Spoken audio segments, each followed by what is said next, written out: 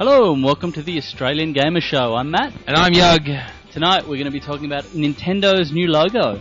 Fiat 2 has been refused classification. The GCAP winners. And the Rogue browser. I like the idea of the Rogue browser. It sounds like it's a browser know. gone wild. I know, it's going to probably kill dozens of tourists up in North Queensland. But it hasn't. No, It's but it not going could. well. It could. It sounds good. I would like to apologise for the lack of podcasting goodness last week.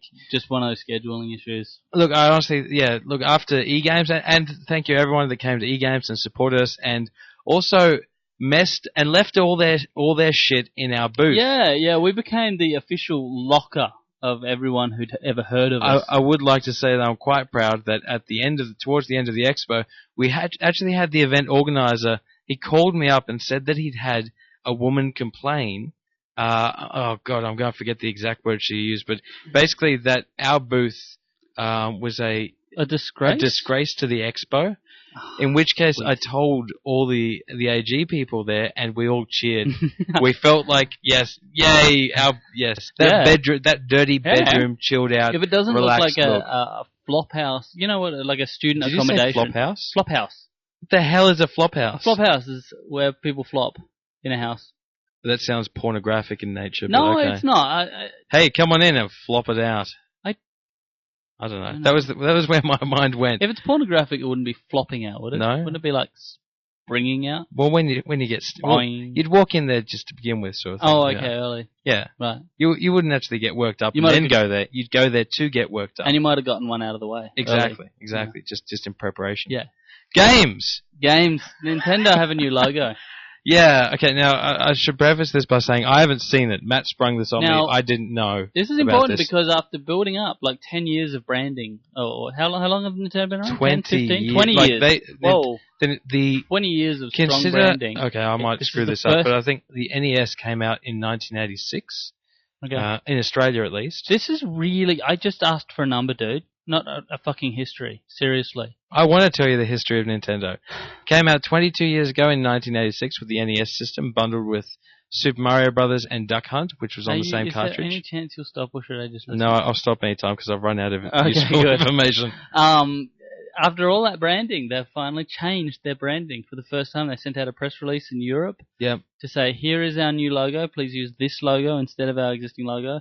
And I think we can unveil it now. All right, let me see this. Check this out. Let me Check see this out puppy. this.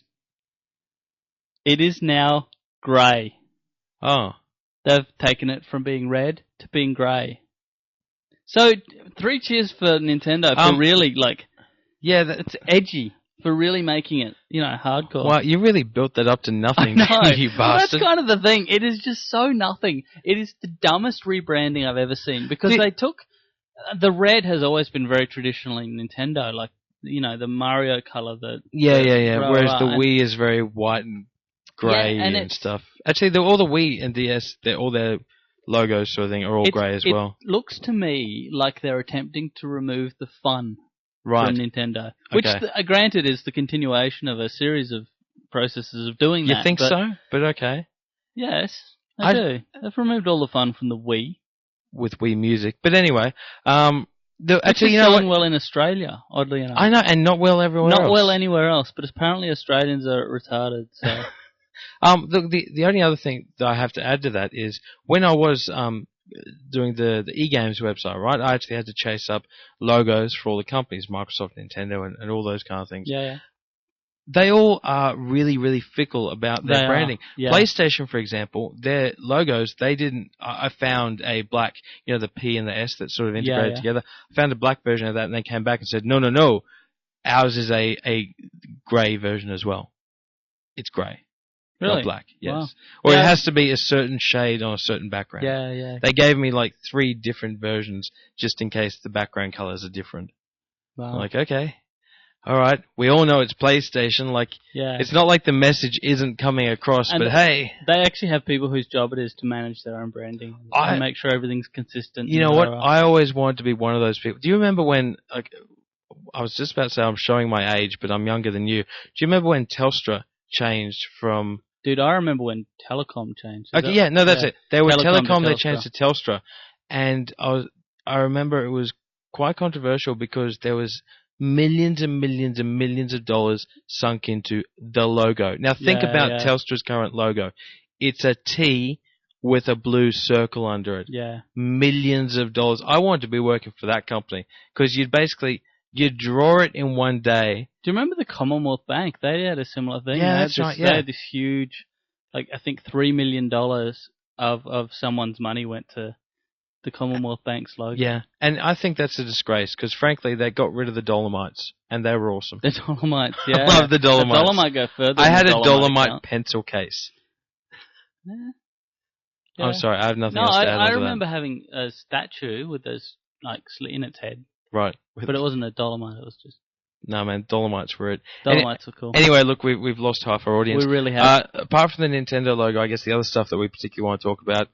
Hey, guess what? Another game's been refused classification. Fear 2, refused classification. Hold on, no, sorry. FEAR 2. Oh, fuck that. Get it right. Seriously. Okay. Fear. Yes, okay. Alright, anyway, go on.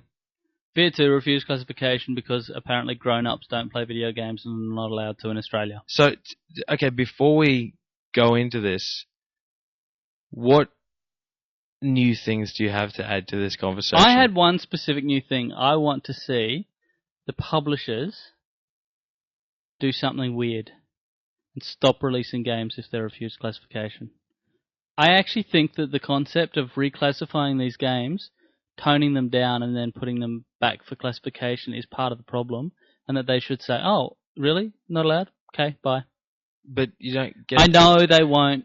No, they might, but Australia is such a it's a small market, it's not going to make that much of an impact. No, it won't. It won't make any impact to them. I'll tell you, actually, just to bring this in, I actually, and we'll get to this a bit later, which was GCAP, I hosted a panel with international publishers. International publishers from THQ, Ubisoft, and Blizzard Activision. And one of the questions that was raised was, are you as a publisher, are you aware, you're aware of the R18 rating? Germany is the other big place where they have to worry about classifications.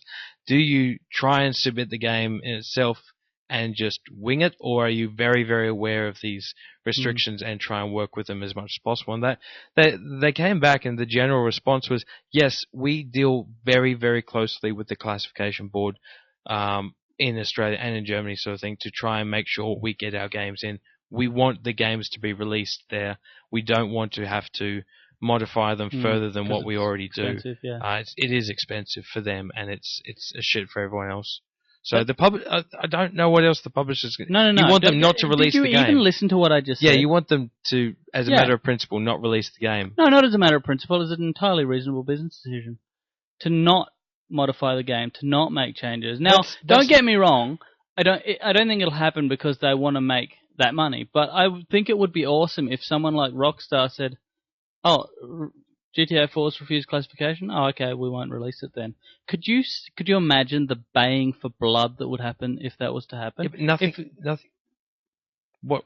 Yes, it would, because Grand Theft Auto put massive amounts of advertising revenue into everything from bus stops to magazines. For that to get pulled, that would start to see some mainstream attention. Yeah. Now, don't get me wrong. I'm not saying this is a silver bullet. I'm just saying I'm interested in the concept of what would happen if this was to happen. Don't get me wrong. It is a very different tact, but at the end of the day, with that particular situation, the game is the ones that miss out. But yes, fuck yes, for now. Yeah. Unless it actually made a difference. Don't get me wrong. I know it's an impractical idea. It was just something I was kind of speculating. No, it's interesting. Look, it's an interesting thought. I'm not against it. What would happen if that was if that would happen? Would the publishers actually lose much money because they don't have to reclassify anything? They don't have to resubmit it. And it depends how much advertising they've actually done for the product leading up to it. It does. But if they knew in advance that they might not, isn't there a thing now where they have to rate a game in order to advertise it? Yeah, they do get advertising approval. That's step one. Yeah. But that's a slightly different process because it only covers what's shown in the advertising, not what's shown in the game. And usually when things are refused classification, it's for little tiny things that don't turn up in the advertising. Well, look, I mean, this is an argument that we continually beat our head against a brick wall about.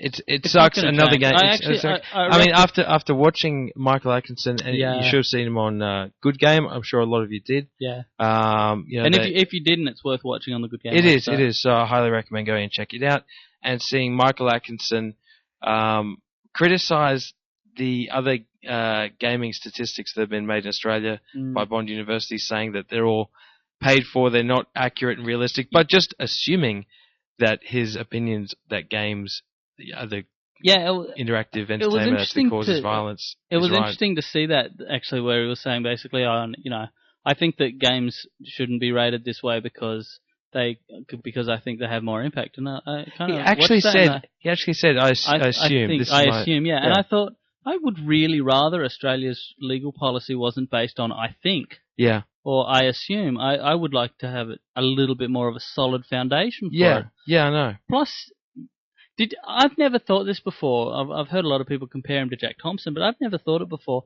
until I saw that video where he seemed to be ranting a little bit, and he was saying things like, basically he was saying that everyone who disagreed with him was part of some vast conspiracy. And I like how he kept doing finger quotation marks. What did he do that for? They're paying, for Bond, the IAA 2008 survey that, gamers, average age of gamers 30s. Yes, well, they're paid off by the companies. Right. The industry. It's all just a conspiracy to get adult games released in Australia. Yeah, and he accused Tom Kroger of the head of the GDAA. Which I find weird because the GDAA represents game developers. I mean, as much as developers don't give a shit about Australia. They do, but it doesn't affect them. They're supportive of it because they're supportive of the industry. Yeah. And they are a body that can actually have certain input. But to them, I mean, it's a fairly typical strategy that anyone who is against your view must be for something awful. Yeah. Like, if you're against the internet filter, it must be because you love child porn. It's this really bizarre black and white us and them kind of attitude. It almost feels like whoever gets the most media coverage to actually support them and back them is the kind of one that wins, though, do you think? Well, I don't know, because Mr. Atkinson needs no media coverage. He simply needs to be elected or appointed as Governor-General, and guess what? He wins. Yeah. As long as he remains as South Australia's Attorney General. Is there another election for Attorney General? Yeah, like 2012 or 2010 or something. Right. No, they don't. The Governor-General is appointed. He's not elected, but he has to be himself. I'm pretty sure he has to be an MP himself. All right. So if he was diselected, which I'm sure is a word, he would be out, but that's not going to happen because he's in the third safest Labor seat in Australia. Yeah, you said that. Well, look, we'll see what happens. As per usual, but the other thing is we've been talking with a couple of guys from PowerGen. Indeed. And they're putting together a proposal to try and get a lot of the gaming communities out there together to actually sort of spearhead an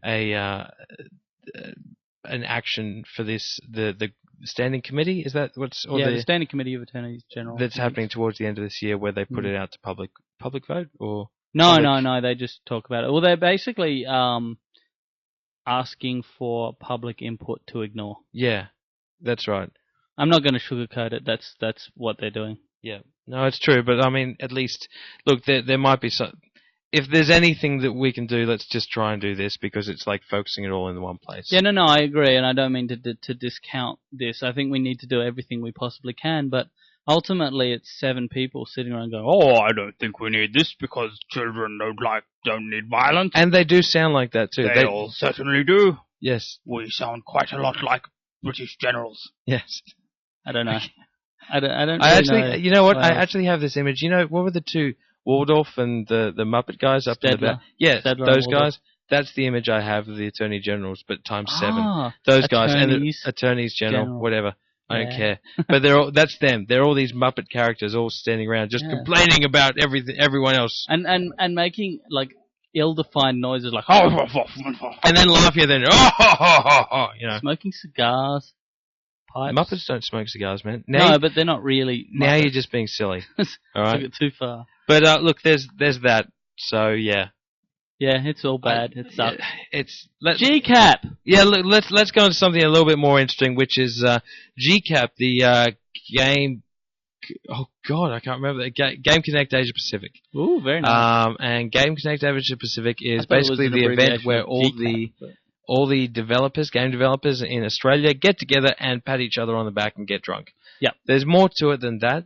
It's actually I think 3 or 4 day program where they have international and national speakers that come along and they have seminars and stuff. Teaching programming techniques. Yeah, apparently this year the response, the last couple of years have been a little bit lacking from what I've heard. They've declined in quality a little bit, but they said, from what I've heard, this year was actually pretty good. They're starting to pick up their game a bit. One of the lead programmers of Little Big Planet was apparently there. Yeah, he was talking about how to use the CPU in the PlayStation 3 optimally, which I actually thought was really interested in because, like, you hear a lot of programmers who are working on multi-platform titles saying, it's hard to work on. Rah, rah. Yeah. But I was really interested to hear what someone who's really worked hardcore on it has to say. And that is like a pretty premium title for the PlayStation 3 that we've gotten quite a bit of support. That's actually something I wanted to talk about as well. It hasn't done as well as I expected. Yeah, it's not by any means a failure, but it hasn't been the blockbuster Sony would have hoped for. What classifies as a blockbuster on the Sony PlayStation 3? Well, they put up a block. There's a specific block. Yeah. And then if that's busted, then it's a blockbuster. I don't know, dude. I'm just how saying, would I have a frame of reference for that? Because, like, Wii Music sells however much it sells in Australia sort of thing. Little Big Planet will not ever reach that number because there's not the same install base. Is smaller, you're right. So, what might be a success on the PlayStation 3 might actually look like a failure if it was a Wii game. I don't think there's any point at which they have a kind of line and say, well, I mean, maybe there is one that's success and failure, but I don't think they ever go, okay, this is an A and this is a B. I think it's just like that. It makes as much money as possible, and then they just send out press releases saying it's been incredibly popular regardless of how popular. I kind of wonder how to non-gamers, although we all know, like, Little Big Planet, or everyone that I've seen play it, especially non-gamers, they get into it, they love it.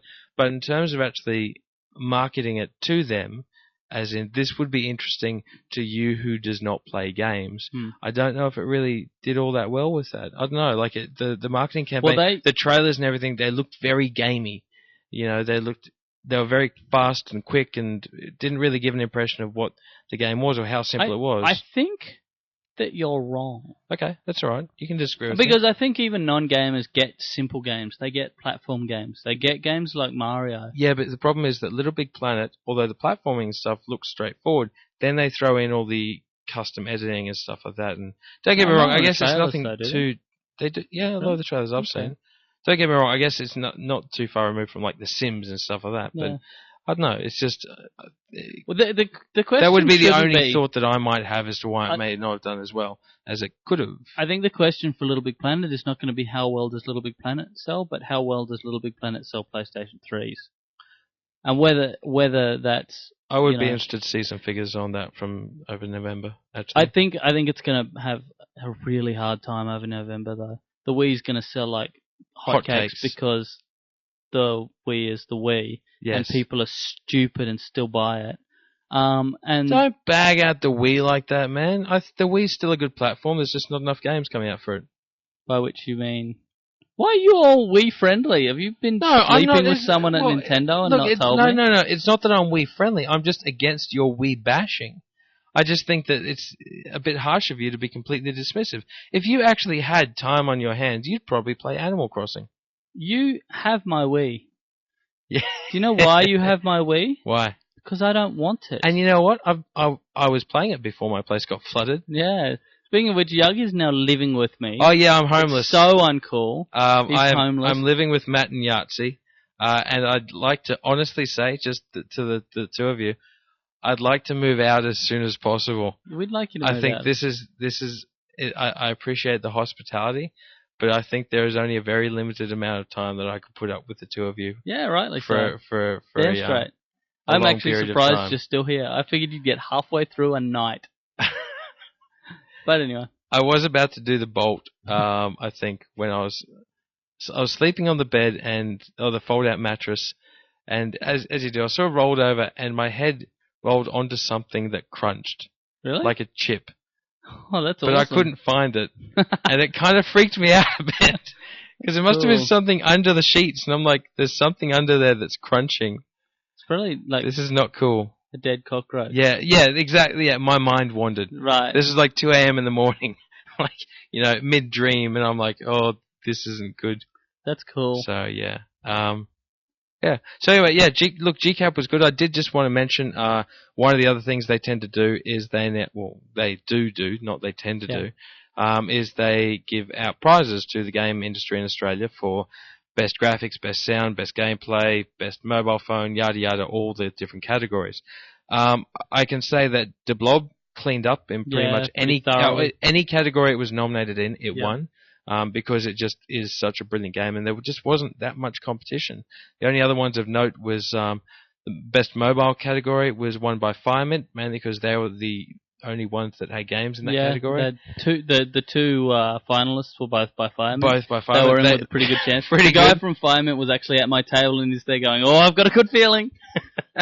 And the best handheld title went to Animal Hospital. Zoo Hospital, which is by Taurus Games down in Melbourne. But the thing I wanted to briefly bring up here, because I was actually one of the judges. There were 3 judges, and I was one of them, which I thought was highly irresponsible. Yeah, that's a bad idea. You would have thought that The Force Unleashed might be in there somewhere, at least in a nomination.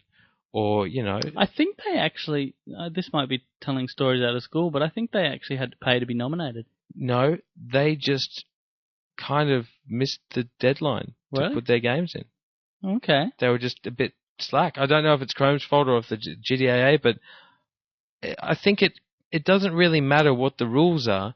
It feels a little bit cheapened to have It doesn't matter what the rules are. I'm saying if there are then why have them? If there why not just let's just put in American games. No. I'm saying if they're a little bit late to get their games in, surely there's a bit of leniency. Yeah, I get it. It looks a bit weird to have best games in Australia and no Chrome games, because Chrome do shitloads of games, So I don't know. That just looked a bit weird to me. Okay, that's all I got. But apart from that, the rest of GCAP I didn't make it to any of them because, as I was saying, my house flooded. Which is why the GCAP dinner, the tuna was so good. Was it? Did you try it? I didn't. I had steak. It was so good. It was seared on the outside, and the inside was raw. It was so nice, and it had bits of lemon juice on it. Oh, it was good. We went to the GCAP dinner on the Friday night, and then got horribly, irresponsibly drunk. Did you? Nah. I did. Yeah. I did. Yeah, you really did. I actually got, and I haven't done this for a long time. I got so drunk that I dragged all the people I was with out to a nightclub in the valley. A whole bunch of GCAP delegates and stuff like this. Dragged them to a nightclub in the valley, got in there, and then about 10 minutes later, managed to get myself kicked out. Yeah, that was fine work. Yeah, and I didn't have any of their phone numbers, so I just left them all there. Yeah. Which I felt a bit bad because they're all from out of town. So, awesome. And then the next morning I had to turn up and host a panel with You probably need to mention publishers. why you got thrown out. Because they're asking. People at home are going, the problem with recounting this story is it sounds stupid right now. But when drunk, at the time... it sounds stupid because it is. It makes sense. Look, I went to the bar... slightly inebriated at that point, asked for a Scotch and Dry. They gave me a bourbon and Coke. I said no, I asked for a Scotch and Dry. They said no, you asked for a bourbon and Coke. I'm pretty sure, I asked for a Scotch and Dry. So I paid for the bourbon and Coke and then thought, this is ridiculous. I asked for a Scotch and Dry. So I decided to go around to the other side of the bar and proceed to make myself a Scotch and Dry. They didn't take too kindly to that. They frown on that. They do. They're frowners. The bouncers were fairly quick to act on that particular impulse of mine. Yeah. And fine work. They asked me first, which was great. Well, not asked me, but they said it's time to leave, and I was like, yeah, no, you're right, and kept pouring, and then they were like, you're coming with us. Nice. And then grabbed me. At which point, any defiance, any drunken sort of, I know what I'm doing, suddenly went out the window as I was like, oh shit, I'm about to get dragged and kicked out of the nightclub. This probably isn't the best impression that I'm giving to these, game developers. Nor do our impressionable young listeners who are now going, I want to be like Yug. Yeah, don't. Don't be like Yug. Really do not, okay? It's a long, you'll look like you're 50 by the age of 30. It's just not going to go well. Yeah, Yug looks about 4 years older than me, and I'm about 6 years older than him. I think so, yeah. It feels, I feel older than you too. But he's lived.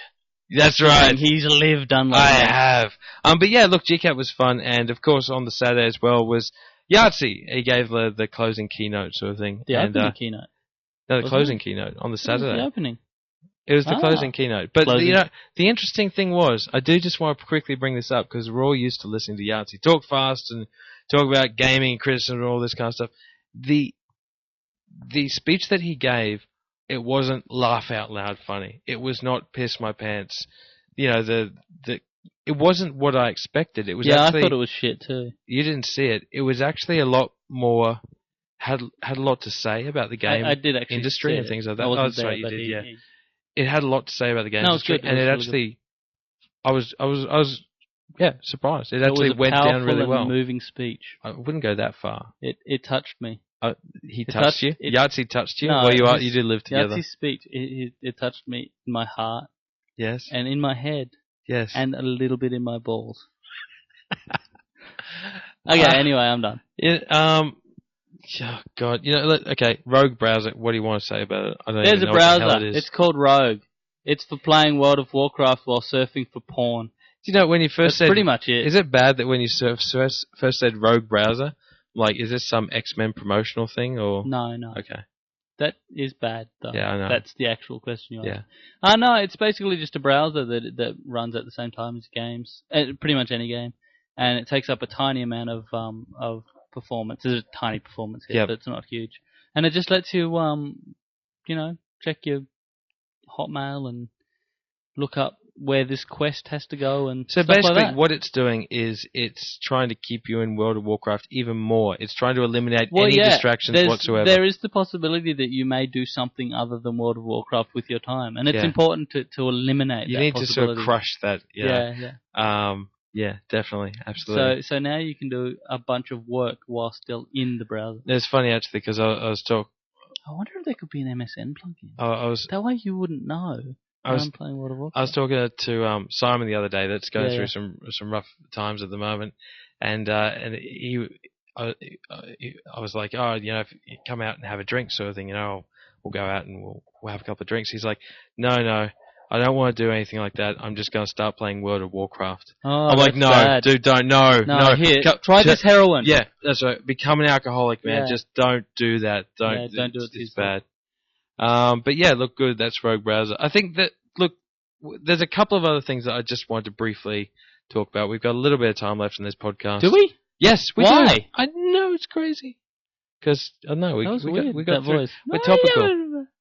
That's my. Did you notice that was my singing voice? Really? Did you hear me singing in Guitar Hero before? My God, I hurt myself. Did you? Yes. Cool. I think I was trying to think. Actually, no. I was going through all those song lists, and I'm like, all right, I want to pick like something that's got a bit of a manly sort of voice to it. Yeah. And so the first song I pick is Michael Jackson's Beat It. Yeah.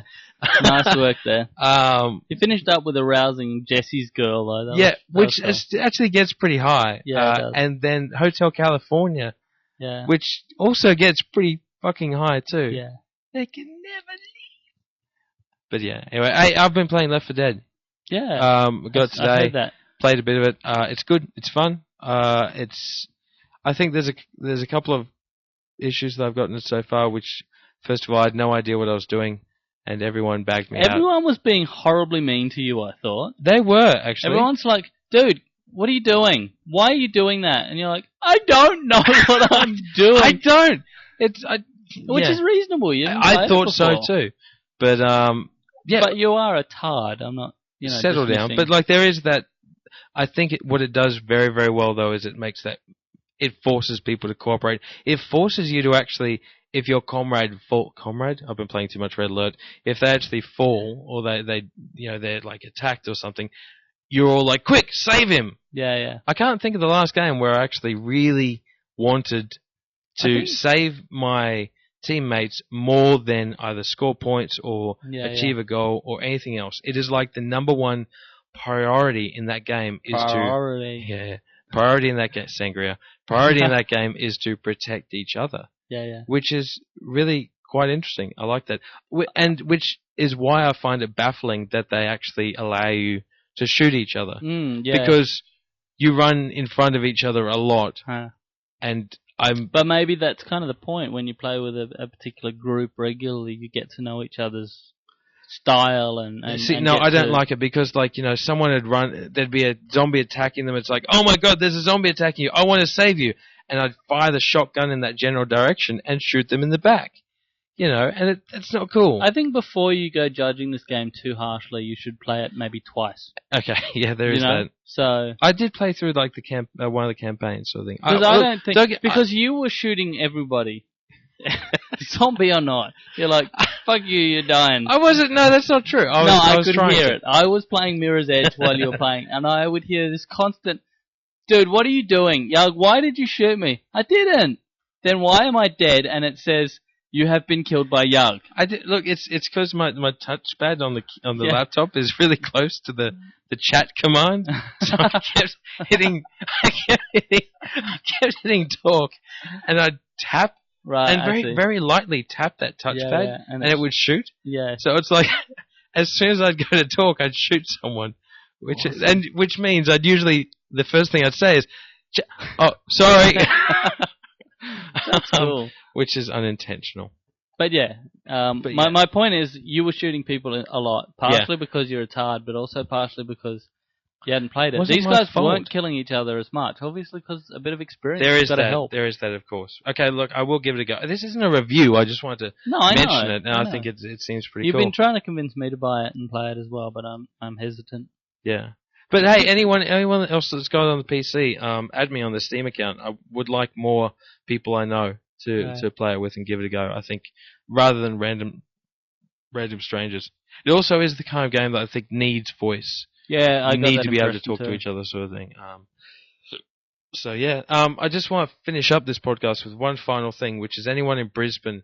You should be aware that Game On is currently on at the Queensland State Library over in South Bank, which is awesome. We went to the Game On launch party last weekend, where we got drunk, and they had this awesome rock band set up. I played for a little while, and then I went home and played a Little Big Planet. Of course you did. But they had did you see the rock band set up where they had the multiple cameras on each person playing the instruments? No, I didn't. So there's this big screen, like the rock band setup's on a stage. There's a big screen behind it, and they've got a camera on the drummer and the guitarist and the singer. So up on the screen, it's like this concert sort of thing. It's cool.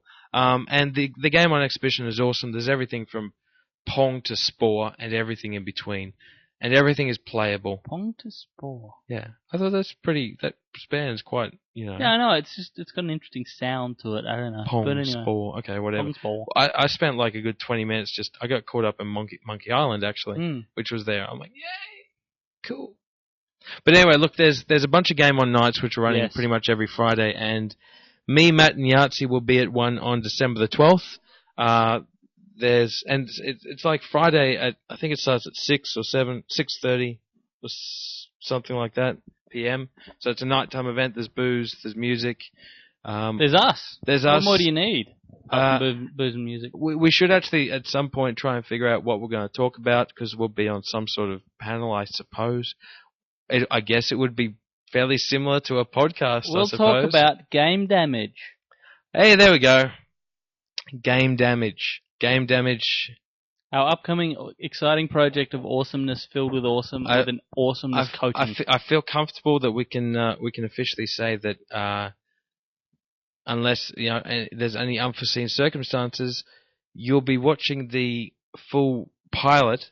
I should stress it's a pilot. It is a pilot for Game Damage next week, Tuesday or Wednesday. Indeed. And in the meantime, because you'll be hearing this probably Friday night or over the weekend, or I'll put it up tomorrow, yeah. Whatever. Or today. Yeah, whatever. Depending on when you're Shut listening up. to it.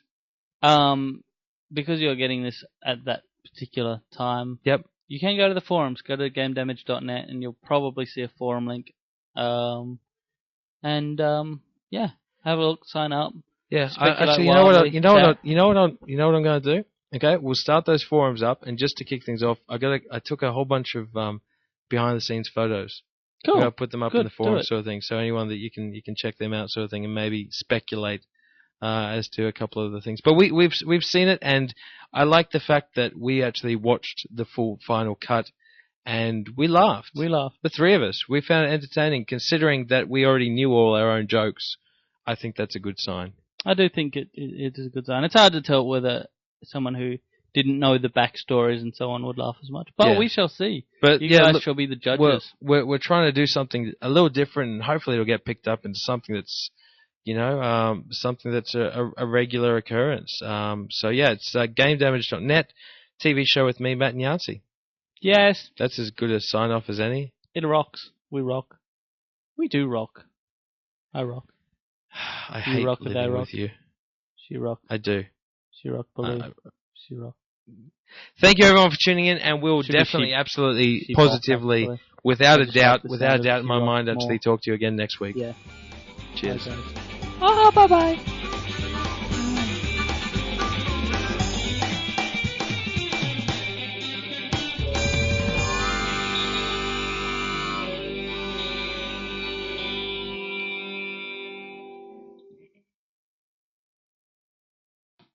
Rock. Can I start saying things now? Yeah, hand the mic to Yahtzee, because you're boring, Matt. I don't like talking to you. Hey, Yahtzee, what did you... Hey, Yahtzee, what did you think of that podcast? Can you give us a review sort of thing? I think it suffered for not having me in it. Really? Well, you're in it now, though. Yes, it's suddenly gotten better towards the end. Yeah. Now that I've descended from the sky on my flying trapeze. Yes. What is this flying trapeze actually... What is this flying trapeze actually tied onto, if it's in the sky? Helicopter. Silent one. Right, okay, of course. Expensive one. Yes, well, of course. Of course, obviously. Duh. Yeah. There you go. Obscure reference there. Gaming reference. Yeah. See, we should have been good at gaming trivia, Matt. The fuck happened? Yeah, what the hell happened? I don't know. I think it was just a little bit obscure. I know gaming. I am a gamer. I have... No, I was deliberately picking Matt, questions that quiet people talking. Yes. It's the guys with the nicknames talking. You don't even have a mic anymore. You don't even have a nickname, Matt. You're not that important. Do you know what I read on a forum the other day? I read on the forum that someone said, "Yeah, I saw this Game Damage premiere at E-Games with Yahtzee and Yug and that other guy." I did actually see that. Seriously, I'll send you the link. Yes. Oh, we can't hear you. This isn't going to work. You can't talk to us. No. It's like he's invisible. How are you, Awesome. Hi, how you doing? I'm not too bad. Are you excited about Game Damage? Oh, yes. Really? I'm creaming my jeans right now? Speak. Maybe you should take your laptop off your lap if you do that. It gives it colour and texture. I like it like that. All right, let's end this. Okay.